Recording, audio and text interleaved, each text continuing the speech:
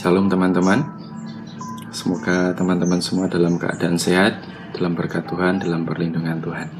Saat ini saya akan sharing satu ayat dari Perjanjian Baru, yaitu dari Yakobus 4 ayat yang ke-7. Untuk aplikasi Alkitabnya bisa di-download di Play Store. Kalau saya pakai yang dari punyanya Sabda. Nah, punyanya Sabda ini dia tersedia berbagai terjemahan dan itu free, gratis. Nah, teman-teman bisa download di sana. Yakobus 4 ayat 7. Karena itu tunduklah kepada Allah dan lawanlah iblis, maka ia akan lari daripadamu. Nah, mungkin sebagian kita akan berpikir bahwa untuk melawan iblis berarti kita harus melakukan aktivitas atau kegiatan mengusir setan, ya, mengusir kuasa-kuasa gelap, gitu ya. Di secara sengaja kita mendatangi satu tempat dan kita melakukan penengkingan atau mungkin pelepasan, gitu. Tidak salah. Saya katakan di sini tidak salah, bisa diterapkan dengan cara seperti itu. Tetapi apakah hanya kepada hal-hal yang seperti itu saja? Apakah melawan iblis itu berarti kita harus mengusir setan? Gitu. Nah, seperti yang kita ketahui yang namanya iblis, gitu ya. Iblis adalah bapa segala dusta. Ya, iblis adalah bapa segala dusta. Berarti semua yang berbau dengan dusta, semua yang berbau dengan penipuan, semua yang berbau dengan hal-hal yang tidak baik, berarti itu asalnya dari si iblis. Gak mungkin Tuhan berdusta, kan gak mungkin. Gak mungkin Tuhan ngajarin kita untuk berbuat hal-hal yang tidak baik.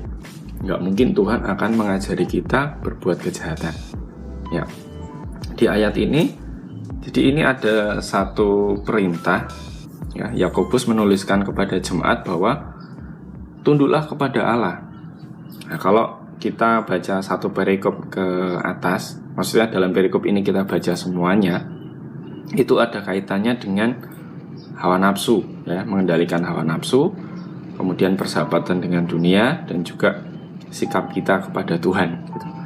Nah, di poin yang ayat yang ke-7 ini dikatakan di sana bahwa karena itu tunduklah kepada Allah. Yang kita utamakan itu adalah Allah. Yang kita utamakan adalah Tuhan, ya, Allah yang hidup. Dengan cara bagaimana? Yang namanya tunduk itu berarti kita posisikan diri kita di bawah kuasa Tuhan, di bawah otoritas Tuhan. Jadi Tuhan perintahkan apa kepada kita, ya kita kerjakan, kita lakukan. Tuhan menyuruh kita melakukan apa, ya kita kerjakan, kita lakukan. Dengan sikap yang aktif dari diri kita, bukan sikap yang pasif. Maksudnya begini, kita tunduk kepada Allah itu kita yang aktif, ya, bukan karena disuruh, bukan karena kita lemah sehingga Allah berotoritas kepada kita, tidak, tetapi kita yang menempatkan diri secara aktif. Dibutuhkan sebuah kerelaan untuk tunduk kepada Tuhan. Tuh. Dan lawanlah iblis. Nah, melawan iblis di sini tidak hanya sekedar mengusir setan dan teman-temannya, tetapi secara aktif pula kita menolak dusta dari iblis, menolak penipuan dari iblis, menolak hal-hal yang berbau dengan kejahatan, berbau dengan hal-hal yang bertentangan dengan firman Tuhan. Contohnya apa? Misalkan kita dicobai,